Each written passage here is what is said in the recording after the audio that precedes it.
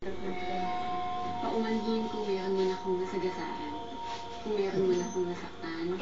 Kasi wala naman tayong choice eh. Talagang yun yung nagiging. Ang sa akin lang, yung mga panahong nakasama niyo, ipinaramdam ko at pinakita sa inyo yung totoong ko. Sa akin, naging bahagi kayo ng buhay ko dito. Sana pasalubong mo, ano mo? tayo ulit sa labas. Jay, nangingi na pasalubong si Tutsi kay Papay mo, ano mo? Nanuyo ka na. Yung nilaro ko as much as possible na wala akong masasaktan.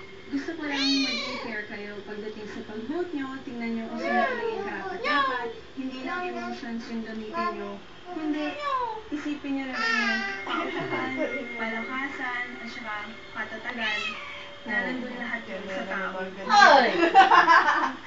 Hindi kayo naman pintanahan. Hirap ito. Nakulat sa inyo ngayon. Kasi alam ko marami akong nasaktan.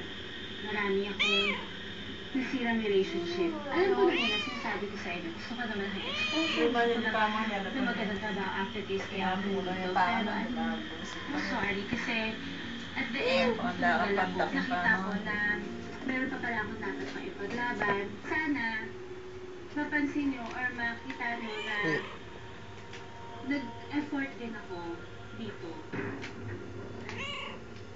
Thank you, Jess. So, yan ang opening statement ng ating final three, jury. So, ngayon naman, isa yung pagkakataon na magbigay ng statement sa ating final three. Simulan natin kay Tara. Over here.